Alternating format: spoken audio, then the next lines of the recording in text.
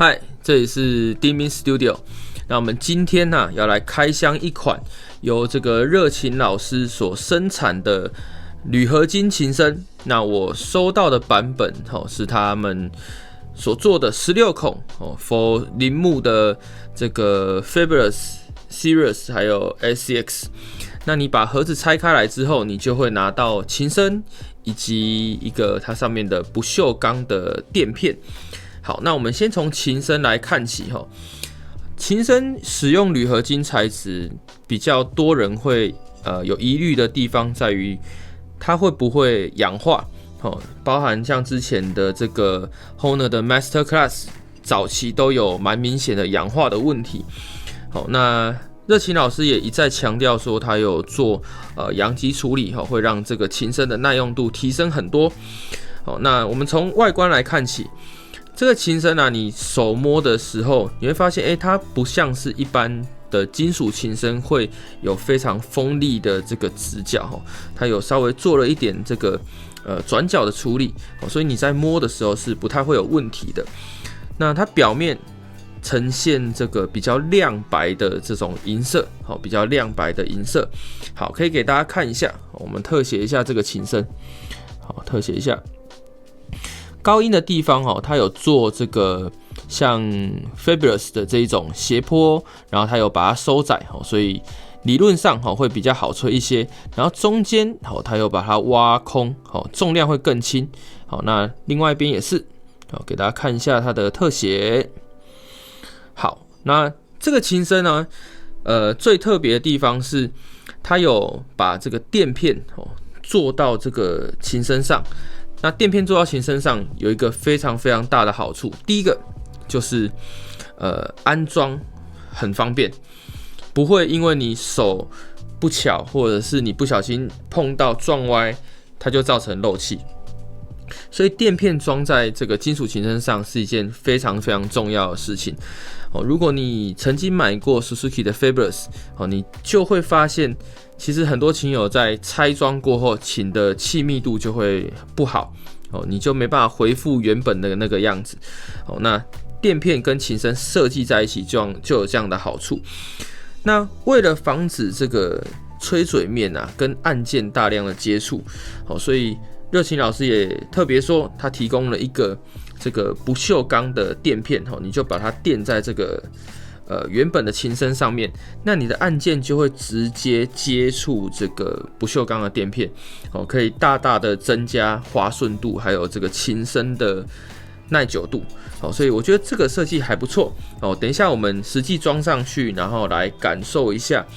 OK， 那背面的地方它有帮你打上这个 Suzuki 的 logo， 大家应该可以看得到 Suzuki 的 logo。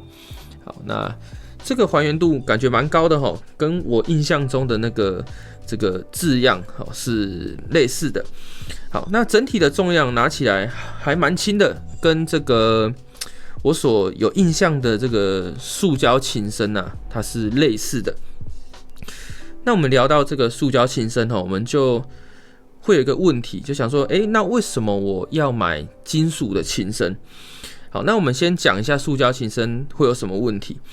塑胶琴声最明显对于一般的口琴人来说，它在高音的地方，因为它在生产的关系，它会留这个在风道里面会留一个凹槽，那这个凹槽会实际影响到你在吹奏高音区时候簧片反应的速度。那如果有一些嘴型比较不好的琴友们，就会发现，甚至你在吹高音的时候会有这种叽叽叫的情况出声就是它会不好吹之外，它还会产生一个很高音而且刺耳的声音。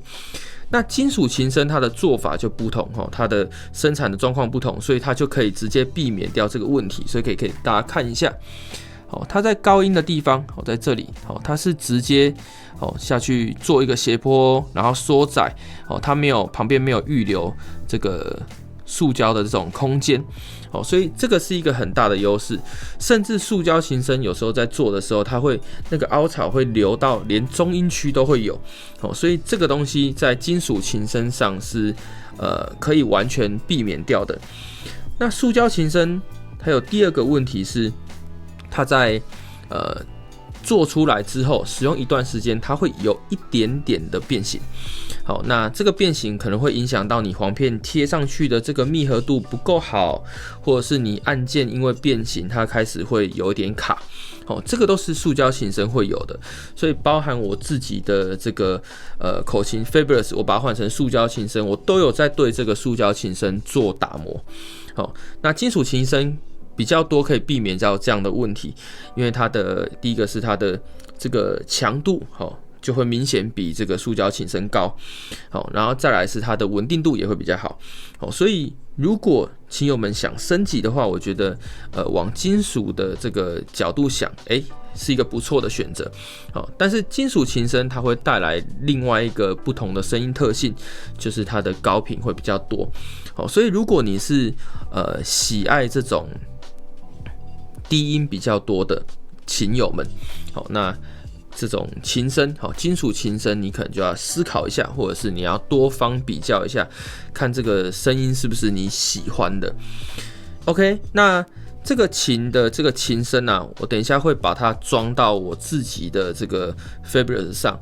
好，那我自己的 Fabulous 我也用了非常长的一段时间，所以换上金属琴声，我应该可以明显感受到它有某方面的不同。好，那到时候我们再来做一下音色的测试，然后这个金属琴声的这种感受，我们使用一段时间再来分享给大家。好，我们接下来来比较一下原厂的音色跟金属琴声的音色。好，那我现在使用的是 Fabulous， 那装上这个塑胶的琴声，那我会分别比较小、中、大的这3种音量，好，给大家听一下。那你可以比较一下塑胶琴声跟热琴老师所提供的铝琴声的声音。好，那这个距离麦克风大概距离我一个手掌那加上大概5公分左右的距离。使用的是 SE 的 T2 电容式的麦克风。好，那我们就开始录一下声音给大家听。好，小声的。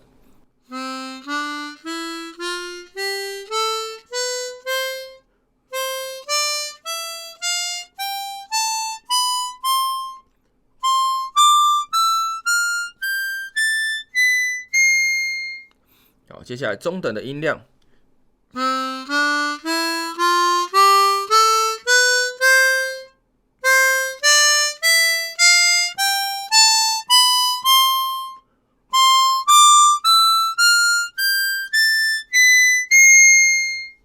好，接下来是大声的音量。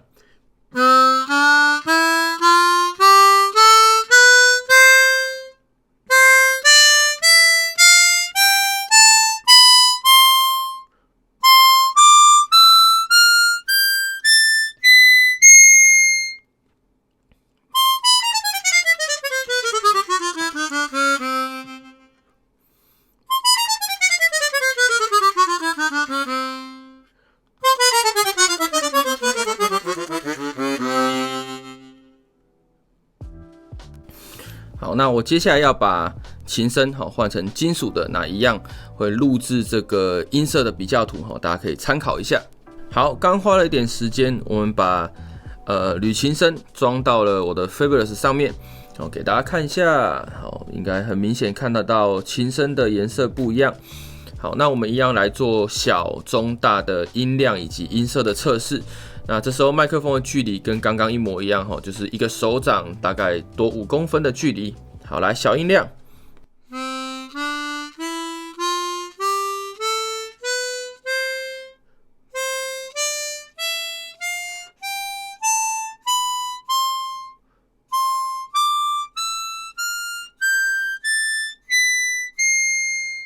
好，中等音量。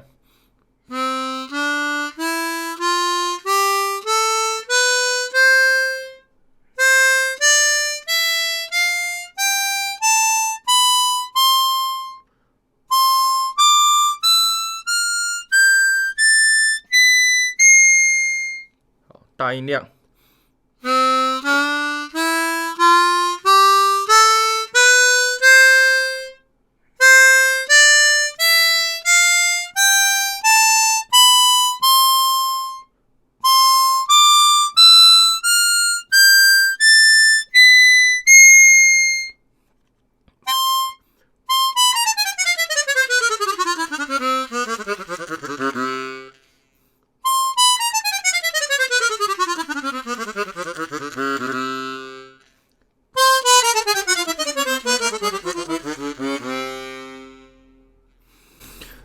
给大家听一下按键声。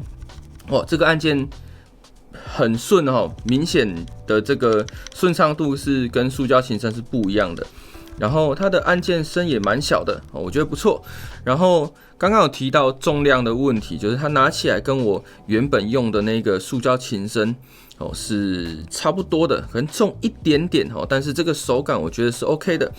我们平常演出会拿着麦克风，那我觉得这样的这个重量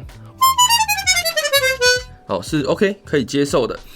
好，那接下来我就会花一段时间去体验它带去学校的教学啦，然后可能有一些音乐作品会用这个琴声去录制感受一下这个琴声在这把琴上给我带来的这个感觉。这里也有几项这个参数啊，是热琴老师所提供给我的，那我也分享给大家。好，第一个就是它的升级成本很便宜，不到500元人民币。好，那如果你在2023年的这个时候，我们换算成等值的台币，大概就是2000至2500块之间。好，那我所收到的这个16孔，它的售价是人民币448元。那14孔的是428，12孔的是418。好，那我觉得以这个范围区间来说，你可以体验到金属琴声的音色。我觉得它是一个蛮不错的路线，感受一下你的琴换上不同材质的琴声有什么样的声音表现，什么样的吹奏感受。那第二个就是它比起这个原厂的铜镀银琴声，或者是你在外面买到的第三方配件钛琴声，都有更轻的这个重量。那我初次这样拿，我会觉得它好像跟塑胶琴声好像没有差多少。不确定它是轻还是重，但是我觉得拿起来是差不多的，几乎跟这个原厂琴声是一样的这种感受。接下来我们来实际测试一下3款琴声的重量。第一个是 Fabulous 的原厂琴声，铜镀银的材质，好，重量约在452克。好，接下来这个 Sirius 原厂塑胶琴声，包含铜片的，重量在106克。好，最后是我们铝制琴声，重量在98克左右。那在拿取的时候，你会明显感受到这个铝琴声确实是比较轻的。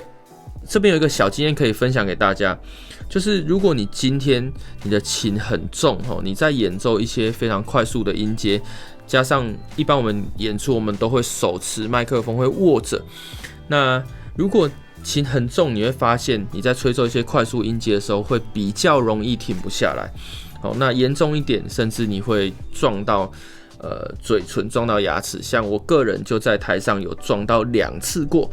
好，那平常练习跟录音就更不用说，就是会有一些这样的问题。所以比较轻的这个琴声，我觉得它在演奏上，它是有一定的好处。然后如果你是跟我一样常常携带口琴出门的，那这个重量绝对是对你来说是有差的。OK， 好。那热琴老师他这个金属琴声有几个特点。好，第一个就是它的高音风道，好，给大家看一下。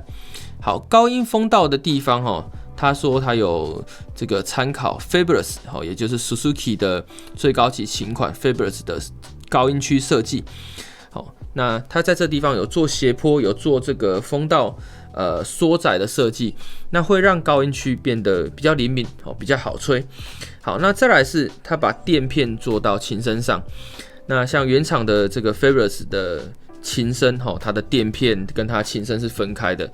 很多琴友在安装簧座板的时候，安装吹嘴，因为他没有什么经验，所以就会很容易让你的口琴装一装变得很漏气，所以这是一个很大的问题。那当你把垫片跟琴身做在一起的时候，你就可以解决这个安装的问题。解决安装也解决口琴漏气。好，那这个表面如果用久了会有不滑顺的状况，所以在这个热琴老师他也提供了一个这个不锈钢的垫片，让你可以安装在琴身上。哇，那这样就可以增加这个按键的滑顺度啊，以及这个琴声的耐用度，我觉得这都是一个很不错的想法。OK， 那再来就是琴友可能会在意到的铝合金会有氧化的问题。像早期的 Hohner Masterclass， 它用铝合金的琴声，它可能没有处理得很好，所以就氧化造成簧板跟琴声之间会有缝隙，会漏气。我自己就买过一把早期的 Masterclass， 那它实在太漏气了，所以我后来决定就把它卖掉了。好，那之后大家会对于这个琴声做比较好的阳极处理，所以它就会大大提升这个琴声的耐用性。好，那这个状况我们之后装上去，我们真的实际来吹奏一段时间，再来看看里面的这个琴声的变化。OK， 那接下来我就把这个琴把它装到这个我自己的 Fabulous 上，好，我们去感受一下这个琴声更改之后它带给我们什么音色上的变化，或者是吹感上的变化。那我们顺手也来录制一下这种声音的参考档案，给大家听。好，你实际听，你才有办法感受你到底换了有什么差别。